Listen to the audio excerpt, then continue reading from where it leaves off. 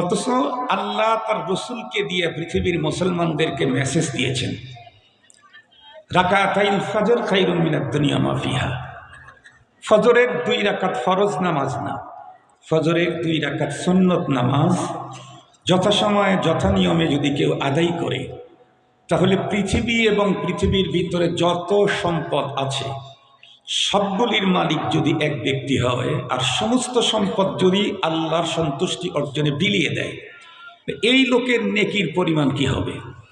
নবীজি বলেন তার চাইতে বেশি নেকি দেওয়া হবে যে ফজরের 2 রাকাত সুন্নত নামাজ আদায় করতে পারে। কিন্তু বলেন ফজরের সুন্নত নামাজ আদায় করার জন্য কিছু হলে যাওয়া লাগবে, মসজিদ পর্যন্ত যাওয়া লাগবে, মসজিদেও যাওয়া লাগবে না।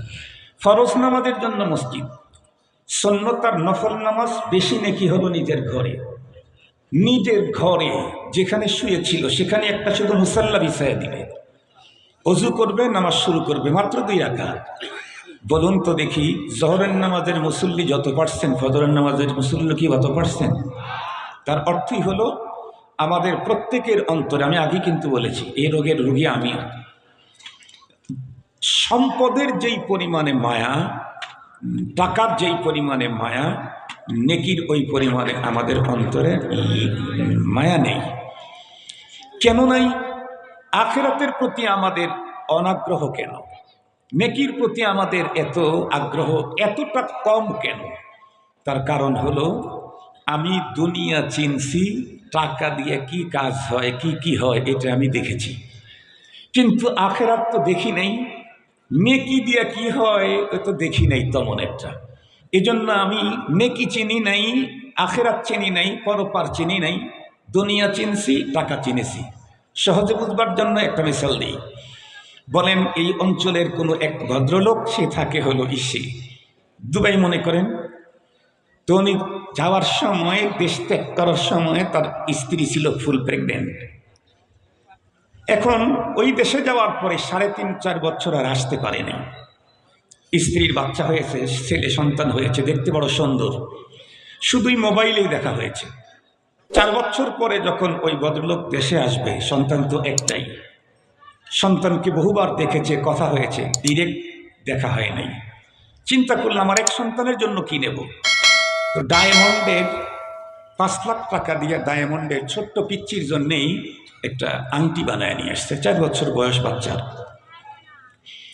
ওর জন্য অনেক উন্নত খাবার নিয়ে আসছে বাইরে, কিন্তু সেগুলো তো ব্যাগেজের ভিতরে ঢুকানো। বাসার ভিতরে আসবে, হঠাৎ চিন্তা হলো আরে ছেলে এখন কি হাতে দেব, সব তো ব্যাগেজের ভিতরে, আর এখন তো অনেক লোক আসবে, সবার সামনে তো আর ব্যাগ খোলা যাবে না। সবার সামনে ব্যাগ খোলে বিদেশিরা বাইরে থেকে আসলে না, কারণ যত লোক আসবে সবাইরে কিছু না দিতে পারলে ব্যাগ খুলে লাভ কি? এজন্য ব্যাগ খুলবে না।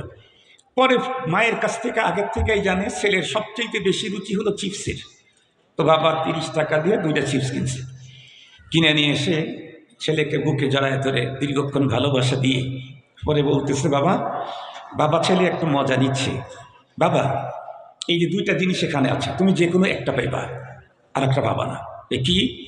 5 লাখ টাকার ডায়মন্ডের এই আংটি, আর হলো 30 টাকা দামের 2টা চিপসের প্যাকেট, তুমি যে কোনো একটা নিবা, আর একটা দেব না। কি ও বলেন তো ও কোনটা নিতে চাইবে? সবাই বলেন। ডায়মন্ড কি ও কখনো নিবে? ছেলে যখন 30 টাকা দামের চিপস চয়েস করছে, বাবা তখন চোখ রাঙ্গায় বলতেছে, পাগল ছেলে, 5 লাখ টাকা দামের ডায়মন্ড বাদ দিয়ে তুমি 30 টাকা দামের চিপস চয়েস করছো। এই বলে ওর হাত থেকে যদি চিপসটা টেনে নিয়ে ওর হাতে যদি এই আংটিটা যদি ওর হাতে পরাইয়া দেয়, ওই ছেলে তার হাতে আংটি কতক্ষণ রাখবে? ওর স্বাধীনতা পাওয়া মাত্র বাবার হাত যখন সরবে, আধা সেকেন্ডের কম টাইমের ভিতরে টান দিয়ে রাগ করে দিয়ে দিবে অন্য জায়গায়। কথা বলেন। আর ওর হাতের থেকে চিপস নেওয়ার কারণে লম্বা টাইম পর্যন্ত কান্না করতে থাকবে। আমি জিজ্ঞাসা করতে চাই, চিপসের দাম কি ডায়মন্ডের চেয়ে বেশি? ছেলেটার চিপসের জন্য পাগল, ডায়মন্ডকে ছুড়ে মারলো কেন? ও চিপস চিনছে, ডায়মন্ডকে চিনে না। আমরা যারা দুনিয়াদার, দুনিয়াই চিনছি, আখেরাত চিনি নেই। এজন্য ডায়মন্ডের চাইতে দামি আখেরাত, দিন, এর চাইতে অনেক বেশি প্রয়োজনীয় নেকি, ওর চাইতে তুলনামূলক কম প্রয়োজন টাকা। এটার পিছনে আমরা লেগে গেছি, ওইটা আমরা ভুলে গেছি। মনে রাখবেন, আল্লাহ পাকের কোরআনে আল্লাহ তাআলা মেসেজ দিয়েছেন সূরাতুল আলা। আল্লাহ তাআলা বলেন, বাল তুসিরুনাল হায়াতাদ দুনিয়া, হে আমার বান্দা, তুমি দুনিয়ার জীবনকে এত প্রাধান্য দিলে, ওয়াল আখিরাতু খায়র ওয়া আবকা, অথচ দুনিয়ার তুলনায় আখিরাত দুই দিক থেকে উন্নত। কি কি? নাম্বার ওয়ান, দুনিয়া হলো ক্ষণস্থায়ী। দুনিয়া ক্ষণস্থায়ী। কতদিনের সময় নিয়ে এসেছি কেউ বলতে পারবো না। মামার সাথে বসেছিলাম এই পাশে খাদি সাহেবের বাসায়, ওইখানে মামা ভাইনা কথা হলো। মামা বলতেছিলেন যে ওনার সাথী যারা 4-5 জন দাদি এলাকার আর বাচ্চা কবরে চলে গেছে। কে কখন চলে যায় দুনিয়া থেকে, যেতে হবে নিশ্চিত, কখন যাব জানা নাই। লিকুল্লি উম্মাতিন আজাল, ইদা জা আজালুহুম লা ইস্তাখিরুনা সাআহ।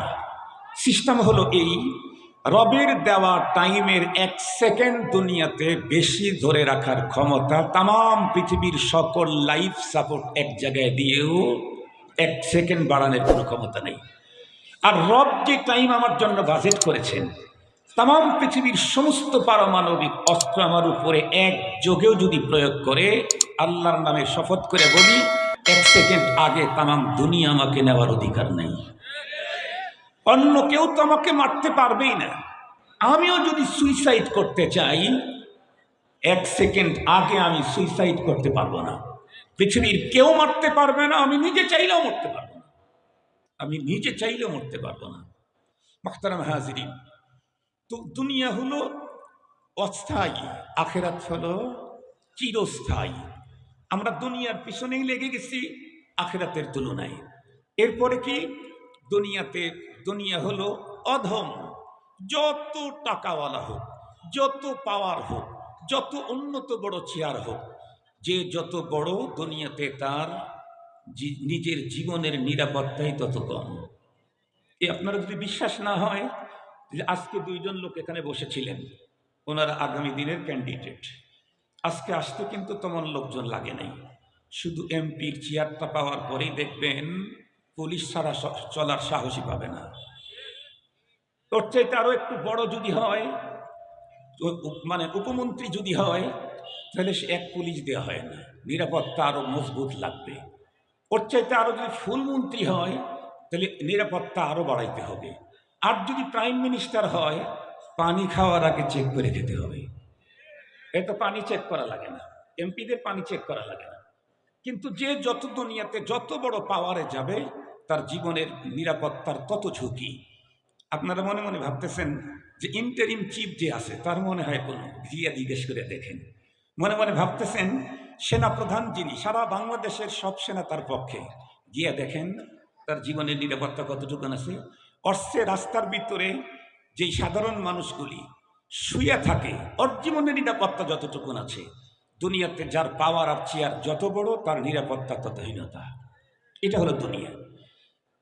এই জন্য আল্লাহ তাআলা বলেন, তুমি কি কোনটাকে ছেড়ে দিয়ে কোনটা ধরলা? তুমি তো আখিরাতের জন্য তোমাকে দুনিয়াতে পাঠানো হয়েছে। পৃথিবীটা তো একটা পান্থশালা। এই পৃথিবীতে কেউ যদি থাকার মতো সুযোগ পেত, তাহলে আল্লাহ যাকে হাবিব বানাইছেন মুহাম্মদুর রাসূলুল্লাহ, উনিই থাকতেন। উনি থাকে নাই, চলে যেতে হবে। এজন্য চলে যাওয়ার পরে দুনিয়াতে কারো কাছে টাকা নেই, টাকার বিকল্প অনেক আছে। কারো অনেক জায়গা আছে, টাকার বিকল্প। কারো অনেক বাসায় গোল্ড আছে, টাকার বিকল্প।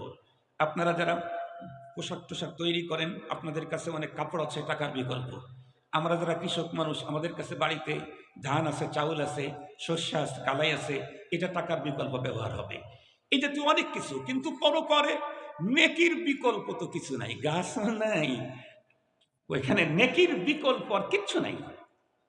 অথচ যেই জিনিসের বিকল্প আর সেকেন্ড কোনো জিনিস নাই, সেটা নিয়ে আমাদের কোনো পেরেশানি নেই, এটা নিয়ে আমাদের কোনো ধান্দাই নেই।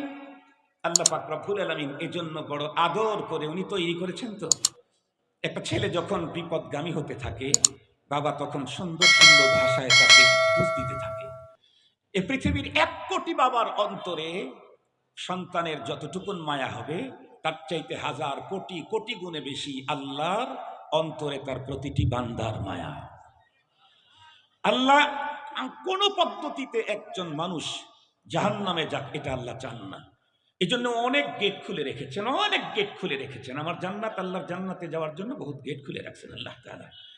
মুহতারাম হাজিরিন, আমরা 24 ঘন্টার যতটুকুন টাইম দুনিয়ার জন্য দেই, বলেন তো দেখি, তার তুলনায় 4 ভাগের 1 ভাগ, 10 ভাগের 1 ভাগ কি আখিরাতের জন্য দেই? না। আমাদের অন্তরে দুনিয়ার মহব্বত এত বেশি যে আমরা যদি 12 বছর পর্যন্ত শুধু দুনিয়ার পিছনে, গাড়ি বাড়ি, ব্যবসা, রাজনীতি, এটা ওইটা সেইটা, এটার পিছনে লেগে আছি, তাতে আমাদের মনের মধ্যে কখনো অশান্তি লাগে না। কিন্তু হুজুররা যদি দৌড় করে ধৈর্য 3 দিন পাঠায়া দেয় কোনো রকম করে, ওই 3 দিন শরীর থাকে মসজিদের ভিতরে আর মন থাকে হলো ব্যবসায়। 3 দিন আমি আমার ব্যবসা করতে পারতেছি না, শরীর থাকে মসজিদের ভিতরে, কিন্তু মন থাকে হলো ছাগলটা কি হইলো, গরুটা কি হইলো, ঠিকঠাক মতো খাওয়াইলো কিনা। অথচ নিজের পরপার যে টোটাল শেষ হয়ে যাচ্ছে, আমাকে তো পাঠানোই হয়েছে, আর দুনিয়া মাজরাতুল আখিরা। আপনারা বলেন, আমাদের এই সমাজে অনেক ছেলেকে আমি আমার নিজের চোখে দেখেছি, যতদিন বাড়িতে থাকে এতটাই ও মানে উল্টাপাল্টা চলে। বাবা যদি বলে যে বাজার করে রেখে আসছি 1/2 কিলোমিটার, বাজারটা দোকান থেকে নিয়ে আসুন, খুব মেজাজ গরম, এতটুকুন কাজ ওর জন্য কিয়ামত। যদি যায়ও, বাপ থাকলে, মা থাকলে তো শুধু মা থাকলে যায় না, বাবা ঘরের ভিতরে আছে এই জন্য কিছু বলবে, তখন মার উপরে চোখ রাঙ্গায় যায়। 1/2 কিলোমিটার যাওয়ার জন্য যে চোখ রাঙ্গানিটা মায়ের সামনে সে রাঙ্গাইছে আল্লাহ ভালো জানে। ওরে বিয়ে করানোর পরে বাবা ডবল মুসিবতে পড়ছে। কেন? আগে আগে তো ছিল একজনের খরচ, এখন তো ডাবল খরচ। শেষ পর্যন্ত কি করবে, মেয়ের বাবা ওর বাবা দুইজনে মিলে ওর এক বিদেশে পাঠিয়ে দিয়েছে। বিদেশে যখন গেছে, যাওয়ার পরে আর কাজ পায় না, ফোন দেয়, আব্বু দোয়া করো, কোনো কাজ পাইতেছি না। আবার 3 দিন পরে আবার ইয়ে করতেছে, আব্বু একটু দোয়া করো তো, ভালো করে দোয়া করো, কোনো কাজ পাচ্ছি না। বৃহস্পতিবার আবার ফোন দিয়েছে, আব্বু হুজুরে 50টা টাকা দিয়ে একটু মিলাদ পড়াইও, কাজ পেতেছি না। চিন্তা করে দেখেন, যেই ছেলেটা 1/2 কিলোমিটার দূর থেকে বাবার খরিদ করা ব্যাগটা নিয়ে আসা তার জন্য কিয়ামত হইত, সেই ছেলে আজকে কাজের জন্য মিলাদ পড়ায়। আমার কথা বুঝেন না আপনারা? যে এতটুকুন ব্যাগ আনতে চায় না, সেই ছেলে আজকে কাজের জন্য মিলাদ পড়ায়। কেন বলেন, কেন? কারণ হলো টার্গেটের কারণে। আমাদের টার্গেট সমস্যা। আল্লাহ তাআলা বললেন, রাসূল সাল্লাল্লাহু আলাইহি ওয়াসাল্লাম আমাদেরকে বলেছেন, আল্লাহ বললেন, বাল তু'থিরুনাল হায়াতাদ দুনিয়া ওয়াল আখিরাতু খায়র। তুমি কোনটা টার্গেট বানাইলা? তোমার তো টার্গেট সমস্যা। নবীজি বললেন, কুনু মিন আবনাইল আখিরাহ, তুমি আখিরাতকে টার্গেট বানাও। ওয়ালা তাকুনু মিন আবনাইদ দুনিয়া, দুনিয়ার টার্গেট বানাইও না। কেন? আর দুনিয়া জিফাতুন ওয়া তালিবুহা কিলাব, দুনিয়া হলো আল্লাহ পাকের কাছে পচা মরা গন্ধযুক্ত যে জানোয়ারের লাশ, এর চাইতে মূল্যহীন আল্লাহ পাকের কাছে। মুহতারাম হাজিরিন, যেই ছেলেটা বাড়িতে থাকতে কাজ করতই না, কাজে দিলেই রাগ, এখন সেই ছেলেটা ওইখানে কাজ পাইতেছে না, এজন্য কষ্ট। এই কাজের জন্য এখন মিলাদ পড়ানো শুরু করে দিছে। যেই 3 দিন পরে যখন কাজ পেয়েছে, তখন ফোন দিয়ে বলতেছে, আম্মু আলহামদুলিল্লাহ আমি একটা ডিউটি পেয়েছি, আরও একটু দোয়া করো। কি? আমার তো 6 ঘন্টা লিগ্যাল ডিউটি, আল্লাহ যেন আর 3 ঘন্টা একটু আমার ওভার ডিউটি করার সুযোগ দেয়। কথা কিন্তু বুঝতে হবে, শুধু শুনলেই হলো না। যেই ছেলে এতটুকুন কাজ করতে রাজি হতো না, এখন সে আরো বেশি কাজ করার জন্য সে এত বেশি কাজ বেশি পাচ্ছে আর আনন্দিত হচ্ছে। কেন? কারণ ও টার্গেট নিয়ে গেছে, ওখানে সিটিজেনশিপ, ওই দেশে সিটিজেনশিপ পাওয়া যায় না। ও টার্গেট নিয়ে গেছে, আমি এখান থেকে ইনকাম করব, দেশে গিয়ে মজায় করে খাবো। আমাদের টার্গেট কোনটা? কি দুনিয়াটা মস্ত বড় খাওয়া দাওয়া ফুর্তি করো, এটা আমাদের টার্গেট না। আমরা দুনিয়াতে কাজ করব, আখিরাতে গিয়ে মজা মারবো ইনশাআল্লাহ। কথা বলেন, কথা বলেন। আমরা দুনিয়াতে কি করব? কাজ করব, আখিরাতে গিয়ে আমরা মজা নেব। মুহতারাম হাজিরিন, আমাদের এই টার্গেট যতক্ষণ পর্যন্ত কমপ্লিট না হবে, ততক্ষণ পর্যন্ত আমি আখিরাতের প্রতি আগ্রহী হতে পারবো না। একেবারে সোজা সাপটা কথা। আমার যখন টার্গেট হবে আখিরাত, আখিরাতের নেকি, তখন যেই কাজে নেকি যত বাড়বে, সেখানে আমি সময় দিতে তত স্বাচ্ছন্দ্য বোধ করব। তত ওই যে লিগ্যাল ডিউটির পরে আরো 3 ঘন্টা ডিউটি করতে চায়, 3 ঘন্টা যখন দেখতেছে লিগ্যাল ডিউটির চাইতে 3 ঘন্টা ওভার ডিউটিতে বেশি পাও না, ও করে কি, আব্বু একটু দোয়া করো আরো 3 ঘন্টা যেন, কারণ আমি তো সারা জীবন তো আর এখানে কাজ করবো না, অল্প সময়ের ভিতরে 8 বছরের এই ভিসার মধ্যেই আমাকে কাজ কমপ্লিট করতে হবে, এখানে বাড়ি বানাইতে হবে, ব্যবসার কিছু করতে হবে, এই সেই। আল্লাহ আমাদেরকেও এখানে পাঠাইছেন মূলত ওইখানকার সব ঠিকঠাক করে নিয়ে যাওয়ার জন্য। এ কারণে এই পৃথিবীতে যারা আখিরাতকে টার্গেট করতে পেরেছে তাদের জীবনের অবস্থা কি হয়েছে, একটা ছোট্ট ঘটনা বলে শেষ করি। আমরা জানি বর্তমান পৃথিবীতে যত প্রতিষ্ঠান আছে, বর্তমান পৃথিবীতে যত বড় প্রতিষ্ঠান বলেন, দারুল উলুম দেওবন্দের চাইতে অধিক ব্রাঞ্চ শাখাওয়ালা প্রতিষ্ঠান পৃথিবীতে একটাও নাই, একটাও নাই। দারুল উলুম দেওবন্দের সারা দুনিয়াতে আছে। এই দেওবন্দের প্রতিষ্ঠানের ধারে কাছে সিরিয়াল করলে পার্সেন্টেজ বসাইলে 100 নম্বরেও কোনো প্রতিষ্ঠান নেই, 100 নম্বর পর্যন্ত সেকেন্ড কোনো প্রতিষ্ঠান পৃথিবীতে নেই। মোহতারাম হাজিরিন, এই দারুল উলুম দেওবন্দের প্রথম শেখুল হাদিস ছিলেন ইয়াকুব নানতভী রহমতুল্লাহি আলাইহি। উনি একদিন ওয়াজ করতে গেছেন, এমন বয়ান সুন্দর হয়েছে, সব লোক হুজুরের সাথে মোসাফা শুরু করছে। হুজুর বয়ান শেষ করছেন, আসরের নামাজের আজান হয়ে গেছে, লোকেরা মুসাফার ভিড়ে হুজুর বের হইতে হইতে আসরের নামাজের জামাত শুরু হয়ে গেছে। হুজুর গিয়া মসজিদে নামাজে ঢুকছেন, কিন্তু তাকবীরে উলা পান নাই, এতটুকুন শুধু লস হয়েছে, তাকবীরে উলাটাই শুধু পান নাই। নামাজ শেষ, হুজুর অসুস্থ, ইন্নালিল্লাহ। এখন তো কর্তৃপক্ষ খুব পেরেশান হয়ে গেল, হুজুরকে দাওয়াত দিয়ে নিয়ে আসলাম, হুজুর অসুস্থ হয়ে গেল, সব দৌড়াদৌড়ি শুরু করছে। হুজুর জিজ্ঞাসা করলেন, তোমরা এমনটি কেন করছো? হযরত আপনি অসুস্থ হয়ে গেলেন, আমরা পেরেশান। হুজুর তখন বললেন, পেরেশানি দূর করবার জন্য তোমরা কি করতেছো? হুজুর, আমরা ডাক্তার কবিরাজ খুঁজতেছি। হুজুর তখন বললেন, ডাক্তার কবিরাজ খুঁজতে হবে না, তোমরা শুধু একটা কাজ করো, সবাই মিলে দোয়া করো, আল্লাহ যেন আমাকে মাগরিবের নামাজটা জামাতের সাথে তাকবীরে উলার সাথে আদায় করার তৌফিক দেয়। যতক্ষণ পর্যন্ত মাগরিবের নামাজ তাকবীরে উলার সাথে আমি আদায় করতে পারবো না, অতক্ষণ পর্যন্ত সারা দুনিয়ার ডাক্তার একসঙ্গে করেও আমাকে সুস্থ করতে পারবে না। আমার অসুস্থতার অস্বস্তিটা দুইটাই হলো শুধু এই ভয়ে যে আমি তো আসরের নামাজটা পড়লাম জামাতে, কিন্তু তাকবীরে উলা নাই।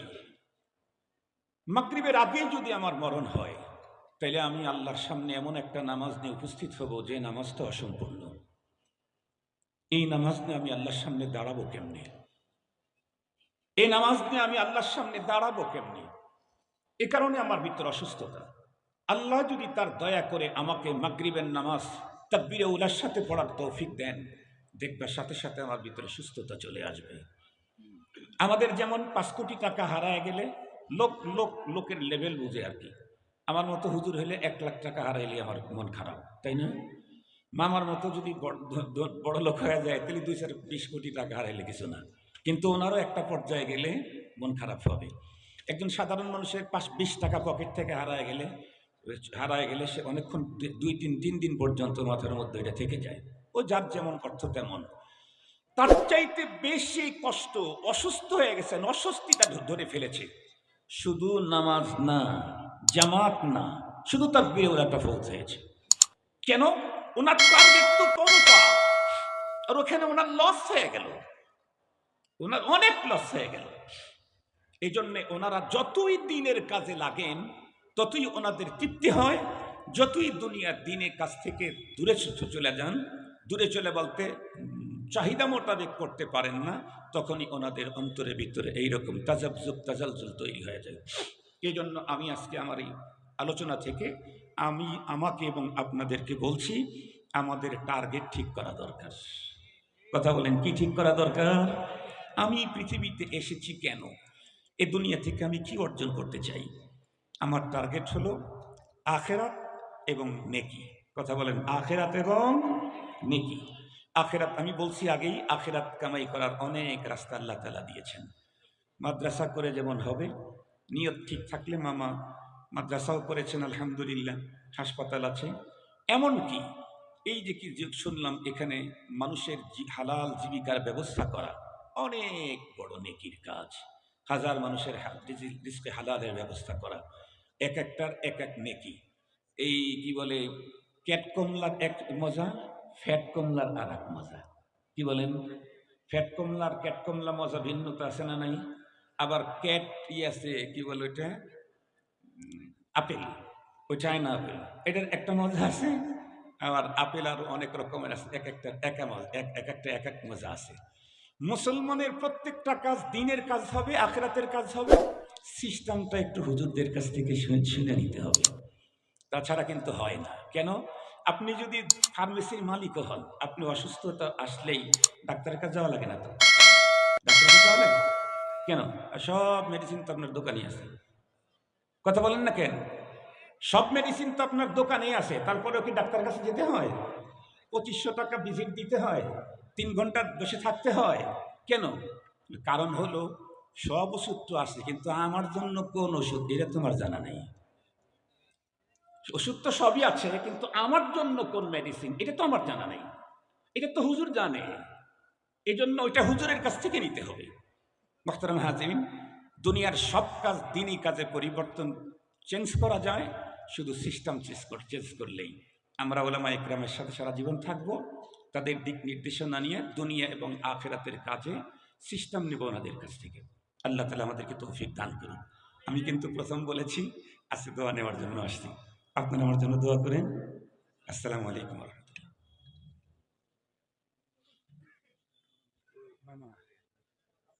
আমার জন্য তো আপনাদের কষ্ট।